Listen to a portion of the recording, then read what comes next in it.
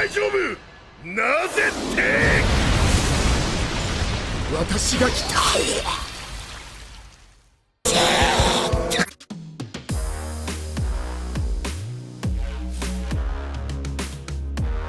What's going on, guys? LoganJYA here. You already know how we be doing. Today, I've got a deck profile for you, an update to the ELDLICH Synchro list. We've made some changes, including implementing things that you mentioned to us. So, thank you for all your comments, and we're still trying to make it better. So, hopefully, maybe you see a change that you recommended in this particular list. Don't forget to leave a like. We went undefeated with it at Locals last week. Subscribe if you haven't already done so. And I said that in the wrong order, but who cares? Let's get into the profile. What's going on, guys? LoganJYA here, and I went undefeated with ELDLICH Synchro at Locals last week, and I wanted to show you guys a few changes we made to the profile, as well as an alternative combo at the end of the video that I want to make explicit mention of. So don't forget to like this video, subscribe if you haven't already done so, and let's get into the list. Alright, to start things off, I'm going to go super quick through the things that haven't really changed. We're still playing 2 ELDLICH the Golden Lord, as well as 3 Plague Spreader Zombies and 3 copies of the Unizombie as our 1-card starters. That fact hasn't changed. However, something I've considered doing is cutting 2 copies of the Unizombies for Shiranui Solitaires instead of the Unizombies themselves, or just adding in 2 copies of Shiranui Solitaires. So I'm curious to hear your thoughts about that. If you think the deck needs more starters or not, be sure to leave that in the comments down below. Let me know. Same hand trap lineup. We are still doing triple Ash. We are doing triple Veiler and triple Ghost Bell, all of which have seemed to be very good. The one thing I will say is I've considered changing the Ghost Spells to either Drolls or something different. So if you think that there's a better hand trap that could take the place in this slot, be sure to let me know that as well. Moving on, the 2 bricks, we got the Deskbot 001 and the Cult Wing. Both are mandatory for our full combo board. Moving on from there, we got spell cards next. Triple Cursed Eldland, that's the same as before. Some people are mentioning how there's a lot of ELDLICH lists now, especially the trap-heavy ones that don't play this card at all. But in our build, it's especially necessary, I would argue. So definitely really like this one. And another thing that I've been thinking about playing, if, you know, especially if it was cheaper, I don't really feel like investing into Magician Souls when I already own them for a deck like this, but it could be a very good extender. And Magician Souls plus any hand trap would also be full combo that nets you extra draws. And that's one thing I noticed this deck lacks is draw power. So let me know what you think about that idea, and I think that's something we're going to play around with. We're also playing 1 of the White Destiny, the Elixir White Destiny. I cut the Black Awakening. White Destiny is so much better. This is the card that I used to play, and I'm so glad that I brought it back into this build, because playing around hand traps like Ash Blossom is good. If you know your opponent has an Ash, if you're reading an Ash, something like that, you grab this, and if you already have ELDLICH in rotation, and you can use it to bring it back from graveyard, rather than getting your Scarlet Sanguine Ash when you don't need to. So definitely really like that. And then we're still doing the pseudo triple droplets, just pretend it's 3 droplets, alright? Heck yeah. That's it for the spells. Moving to the traps. This lineup hasn't changed, so I'll keep it super quick. Triple of the Scarlet Sanguine, triple Conquistador, double Huaquero. That's it for the ELDLICH trap. Same deal, no changes there. Still doing triple Solemn Strike and triple Infinite Impermanence. We have 15 going second cards in the main, 12 of which are hand traps. Alright, moving on from there, let's run through the side deck, which has, again, this has not changed at all. Don't forget to shout out to Team Grim YuGiOh. Triple Droll and Lock stays the same. 1 Harpies, double Dark Ruler No More. Just probably be a 3rd copy in here if I wasn't main decking it, or if I had the 3rd droplets. Triple Judgment, and that is huge. And I also want to say, I mentioned how I was going to cut the 2 anti-spells for my IDPs if I found them. I actually want to keep the anti-spells in here, but I'm curious to hear your thoughts about this. It's really good to force out things like Cosmic Cyclones, Twin Twisters. It's a really good card against the Sky Striker matchup. There's a lot of decks, actually. This card's an amazing matchup against Drytron. It's really helpful when you're going first, and of course the 1 copy of IO. I would never cut this. It's insane, especially when you see it. It can just win games on its own. And I did put in triple evenly matched instead of the Twin Twisters for blowing out rogue decks, or you know, this plus droplets or Dark Ruler can just be a win con on its own. Yeah, because Sky Striker is a bit of a difficult matchup for this deck. Having an evenly matched to take care of their board if they really set up and don't play around it, it can be a free win. It really can. Moving on from there, extra deck, we've had some other big significant changes in here. Don't forget to have your set of tokens to go along with your Auroradon. And we've got the one, this is the same, 1 Almirage and 1 Link Spider for your Link 1s. This one links off traps, this one links off Plague Spreader to enable your full combo. Moving on from there, we got Double Hulk.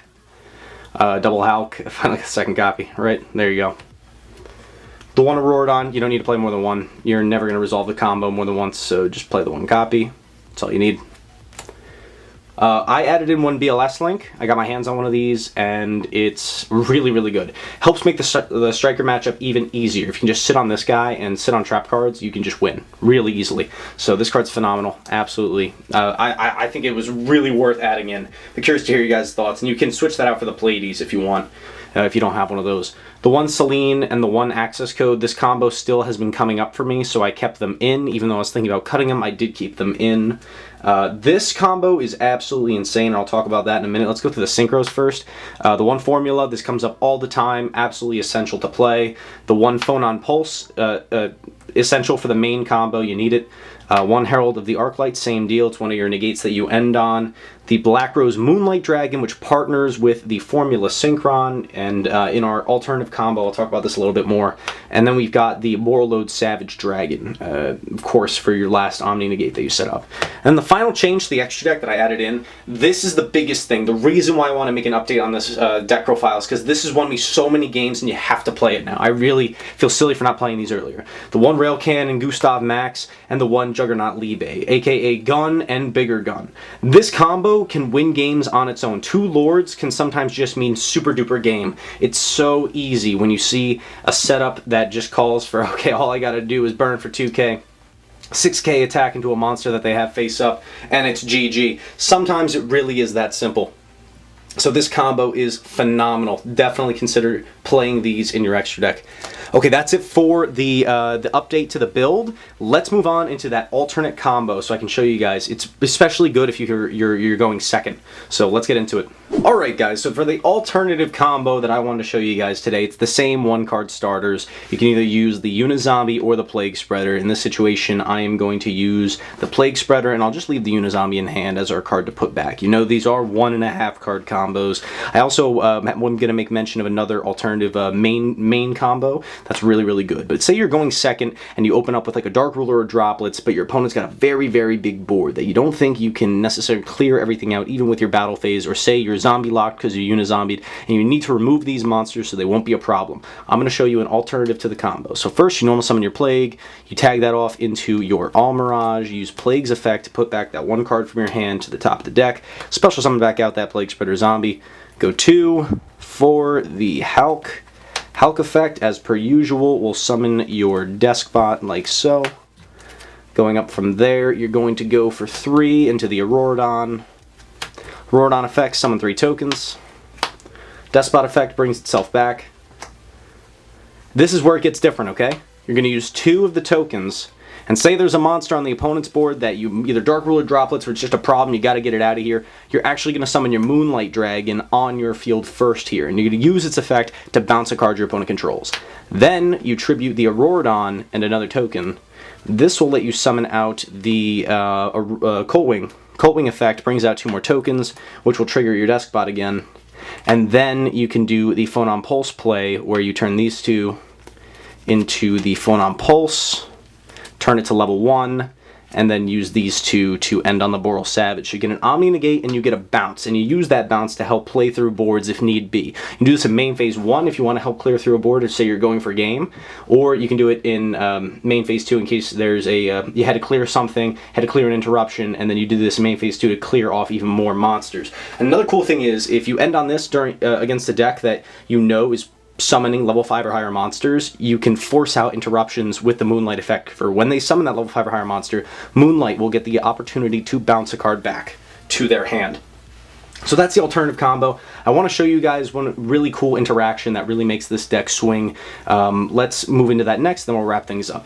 Alright guys, the next thing I want to show you is one of the best openings you can have. It's 2 cards that really facilitates a crap ton of advantage and utilizes both of your engines. And those 2 cards, when you open them together, is Cursed Eldland and Unizombie. So originally I was thinking about cutting, I think I misspoke in the video, I was thinking about cutting 2 Plague Spreaders for 2 Shiranui Solitaires, because opening up that card is objectively better than opening up with the Unizombie, but you still want to have access to the Plague in case you need to send it to put back bricks. So I misspoke earlier in the video, my apologies. But I want to show you how cracked it is when you open up with this play. So first you can cast your Cursed Eldland and use its effect. This can also hopefully bait out interruptions like an Ash Blossom. Now unfortunately smart players will hold the Ash Blossom for the Secret Sanguine, which can do double duty on your Halki Fibrax. However, if they do not do that, they are going to find themselves getting especially punished. Also, if they wait and don't do it on the Halk, then when you get into your Auroradon plays, they're 100% beat at that point. Anyway, moving on.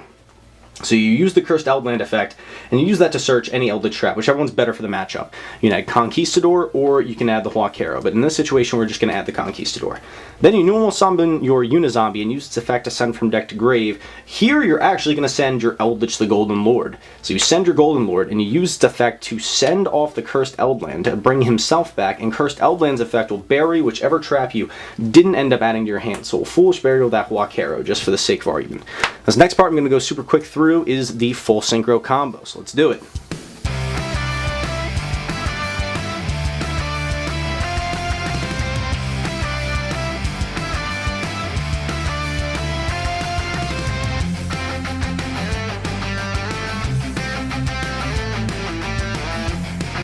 Alright, so we've established the full board where we've got the 2 Negate Savage and the Herald, but we also have this Golden Land in hand which we get to set, and we also get another additional end phase, banish that Huaquero from the graveyard, and that gives us a Scarlet Sanguine. So we have a full setup Lord Summon.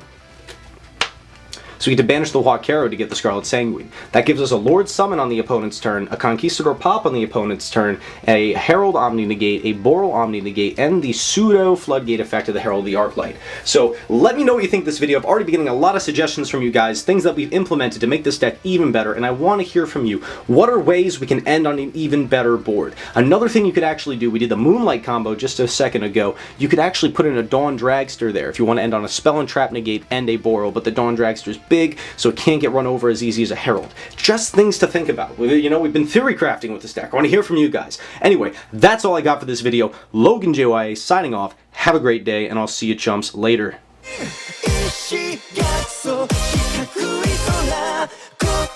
心の隙間埋める